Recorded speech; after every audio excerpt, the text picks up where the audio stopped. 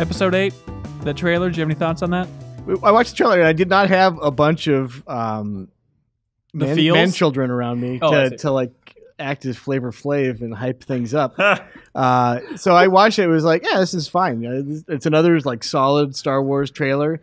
But like the people that were just like, oh my God. I mean, there are certainly like interesting moments in there, but I mean, like they do a good job because they are teasing and making you want more. Yes. And I definitely want more.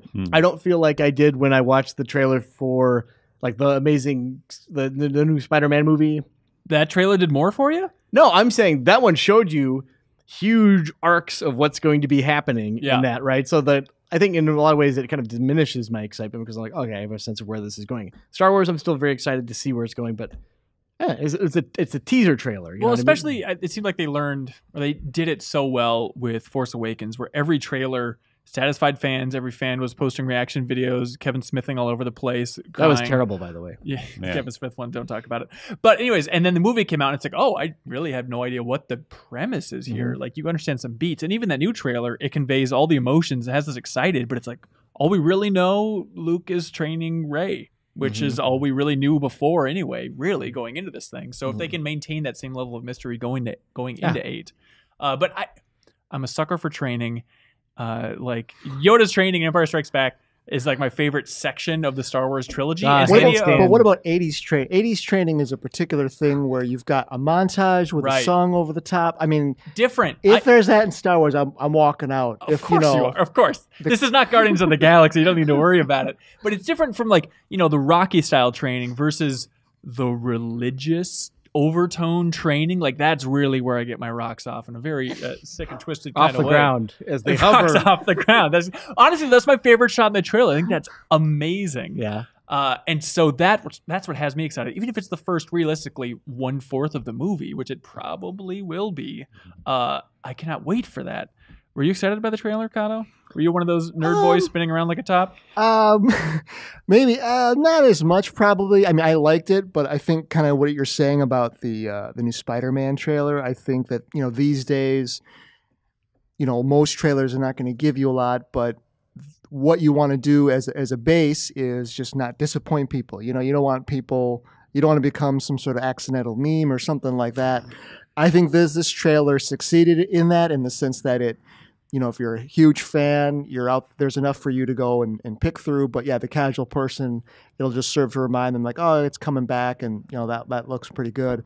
The caveat with all of these, of course, is that they're not really showing you a whole lot, in the sense that you don't know what order things are going to be in the movie, like you said about where's the training in relation to the final movie, when does it happen? And as we saw with like the Rogue One trailer, there's a bunch of stuff in those trailers that never even made it into the film. Or even the first Force Awakens trailer with like, there's been an awakening. Like that wasn't in the film at all either. Who knows if Luke's ever going to say those lines that he was saying in the new trailer. And, Mark Hamill in Celebration in one of the panels, he said, is like, oh yeah, they brought me in to do voiceover just for this trailer. So that alone, not to say that he's not replicating, lines from the movie, but to me, that's a dead giveaway that like, well, these are lines just for the trailer. And yeah, for sure. He also said at Celebration that he read the script that Rian Johnson, the writer and director, wrote, and he strongly disagreed with the direction he was bringing Luke Skywalker. See, I think that's mostly why I'm excited for this movie. Yeah, it's like I want to see Rian Johnson's take on Star Wars, because every other movie he's done, even like I love Looper. I think Brick's one of my favorite movies. Well, hang on, stop. Yeah. Because when this trailer launched, I said, well, I love Looper. I love Rian Johnson's Breaking Bad episodes. Like Ozymandias is like the best episode throughout all of Breaking Bad. That's like the third from the end, I believe. He also did the Fly episode, which is crazy and bold. And but I'd only seen Looper, so I went back and I watched Brick and I watched Brothers Bloom. Brick, woof, I did not care for that film. You didn't care for it? It's so good, though. It thinks it's so cool. The whole thing is it's like a film noir set in a high school. I love the style of it. I like how they convey so much with like a shoestring budget. Yeah. I love the setting. I really like Levitt's performance. Like he's really good in that. He reminds me a lot of Spike from Cowboy Bebop, which I know you're excited about wearing. I can see that. Yeah, there's a little overlap there. Yeah, I can see that. It certainly has some really striking, bold imagery and some really clever shots. And so that's also what we're looking forward to right. in Last Jedi. Guaranteed this movie is going to have some of the best imagery in all of Star Wars.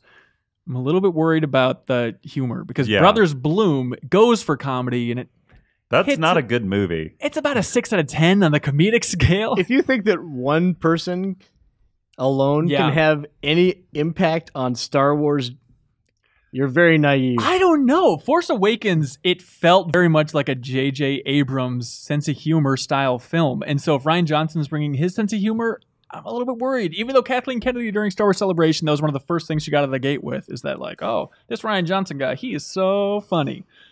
I'm worried. Yeah. I think it's going to be less funny than we think. Well, I mean, I don't know. I don't particularly remember The Empire Strikes Back being that funny. Yoda eats a Snickers bar. Luke was wearing a diaper. Yeah, what more do you want? It's hilarious. Okay. Then I'll see you in hell. There's so many great little one-liners. I know. Need we go on? Yeah. All right. So you're looking forward to a darker movie? Yeah, I'm looking forward to it. And I'd argue that The Force Awakens, like whatever stuck out to me about that movie, like I thought it was pretty good. It's far away from my favorite Star Wars, but I liked that it was darker. It was dark without being grim dark. Yeah, why do you say darker? I feel like it was more lighthearted in general. I mean, what happens in the last third of the movie? Oh yeah, there's that. I mean, that's pretty dark, man. He was laughing his ass off in the theater, didn't you hear him? Oh, look at him fall. Look how he falls. It was a very ragdoll physics fall. But still, I think it was probably the strongest comedically Star Wars throughout its entire history with Force Awakens. I think there's going to be more of a drop-off comedically than people would be anticipating with Last Jedi. Yeah. Even though Rogue One, they, have some jokes buried in there. I do think, though, they should be enough stuff going on, plot-wise. I mean, if you think, not that they're going to resolve everything in this particular movie, and as if it follows the traditional structure, it'll be, the first one was the setup. This is, the sort of part where the stakes get amplified, but then there's cliffhanger, et cetera. Third one is the conclusion.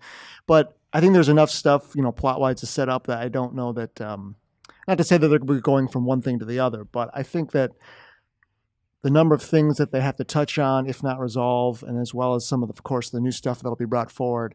I mean, not to say that there's not going to be room for comedy or whatever, but I would be shocked if, like Javy had pointed out, if they're riding on a certain tone throughout the whole film. And so I don't know that, comedy's not, apart from some one-liners, I don't know that it's going to be a whole lot of chuckles going on. Just look at BB-8. That'll be enough to that's true. Turn the corners of your mouth up. Daisy Ridley had an interesting quote when I love when people get around an embargo as crazy as Star Wars. There's NDA to hell. They can't say anything. But someone asked a sly question of Daisy Ridley where they say, I'm sure you've been in the room and talked to other people that have watched the movie. What has been their reaction? How's the feedback been? Not from you watching the film, but what is the reaction of other people that you've seen watch the film? And she said, I've spoken to a number of people that have seen a rough cut, and everyone's like, it's different. It's different. So I think with Ryan's vision and his image, and I also think he had JJ, who, had brought all the old fans back and the new fans in, and he had all this stuff. Great quote. Ryan, I think, had more room to kind of do his own thing. Oh, boy. I mean, that kind of says a lot. At least it's going to be interesting. Yeah. Yeah, which I think you just have to go for it. I mean, regardless of, what you think of Disney as a business or whatever, or what you think of George Lucas as, a director and whatever decisions he made, I think most people, I could be totally wrong, but I certainly feel that people, at a minimum are interested to see how it goes forward, because if we get another film where the main criticism is that, this is just a rehash of this, that, and the other thing, I think people are going to be even more disappointed than some of the people who were disappointed by Last Jedi. Force Awakens, and that wasn't me, but yeah, I say you go for it. You just gotta chart a new course, because otherwise, Star Wars does replicate itself a lot, and that's intentional. But it's like poetry; it rhymes. Yeah, exactly. Stanzas and stuff. But I do think you do want to set it up to take it wherever you want to go. I mean, if anything, they're on a pretty good footing in the sense that the last movie introduced these new characters that people all seem to really like and stuff. And regardless of if someone's a Skywalker or Kenobi or whatever happens to those names, I mean, I think you just got to strike out new territory. Because otherwise, sure, they could make a very similar film, or they can even make a film that's very sort of Disney-esque, And, maybe Rogue One points to the fact that they're willing to let things go in the name of exploring this property. So I think you do have to kind of go for it, I feel. Do you have any bold predictions about the direction that Luke's going in here that's apparently so bold? I wouldn't say like bold. I mean, I do get the sense that, that he's grizzled, that he's, probably, jaded to some sense, and where that takes him. I know that a lot of the thing about the trailer in particular is, what does he mean when he says, the Jedi must end or will end? I would love it if he goes his own direction, or the whole thing points a new direction besides just a very binary, just good, bad, Jedi, Sith, things like that. Mm-hmm. I think at a minimum, all the talk going in right now is like, okay, well, what's Rey's parentage?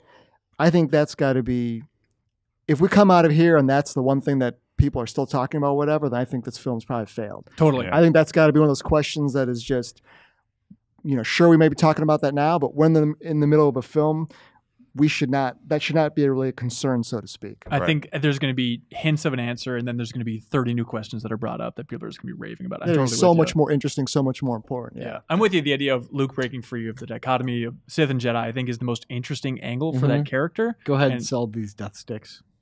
Yeah, exactly. But I worry that then that his evolution throughout the film, or even going into Episode 9, is going to be remembering the magic of the Jedi. Be like, oh, you know what? Even despite that terrible accident with Kylo Ren, like, we can do this. We can get the Jedi Order back together. That would be the biggest bummer. I want him to bring Rey to the emotional place that he's at instead of the other way around, And I don't feel confident that they're going to do that. Or like lead her to a path where she's able to make her own decisions and not feel like she's being held back by some kind of dogma. I have to believe this way. Especially like you look at the original, like the prequels, it is very dogmatic and like, this is how we behave. We do this. We don't do that. So. But only the Sith deal in absolutes. It's very clear. Exactly.